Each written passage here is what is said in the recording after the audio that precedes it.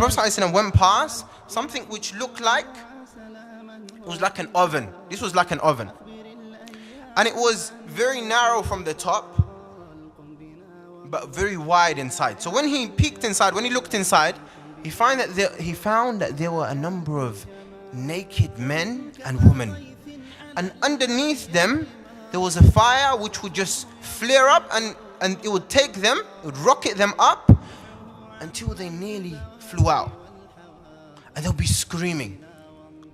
And the Prophet ﷺ, when he described these individuals, what did he say about them? These are the male and female people who do zina, who fornicate or commit adultery. And then he came across another two men. One man, there was like a big pool, and there was a man at the bank. The individual who was in the middle, there was one man who was swimming, and there was one man on the shore, like on the bank. So the individual who was swimming, what he would do is he would come towards the man in the bank trying to escape from the pool. Every time he tries to escape, then that man, he tosses a stone inside it, and that prevents him from going, and then he goes back to the middle again.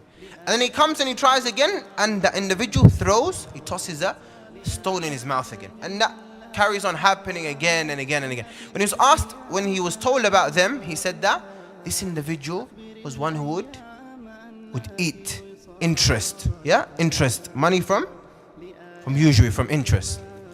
And then there was others as well that he came across. From them, there were those who he saw that it's like their tongues were there were scissors made of fire placed, taken onto their lips. When he was asked who were these individuals, he said these are the orators, the khutaba, those who give sermons from your ummah, those who give sermons, who remind the people but forget themselves. We ask Allah subhanahu wa ta'ala to make us from those people who, when we remind others to do khair, we're the first individuals who try to implement the khair. Otherwise, we have a big problem in the next life. And others from those who are punished, as who the Prophet ﷺ mentioned about, are those who do ghiba. Those who do ghiba.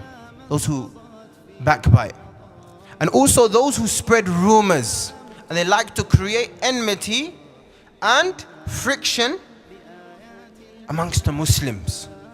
Those who like to create enmity. They'll tell this person, this person said so. They'll come to Muhammad and they'll say, maybe it's a relative, maybe a friend or some other person. This guy speaks ill of you. And he's come to this person, say, this guy speaks ill of you, to create enmity and grudges between people. This is a type of namima. And also from them that he mentioned are those who are not careful when they use the bathroom. They're not careful. So when they use the bathroom, they just get out. And maybe if urine's all over them, they're not really fussed. They don't really classify this to be something very important. They're not really concerned about how clean they are. So all of these individuals, they will be punished in the grave.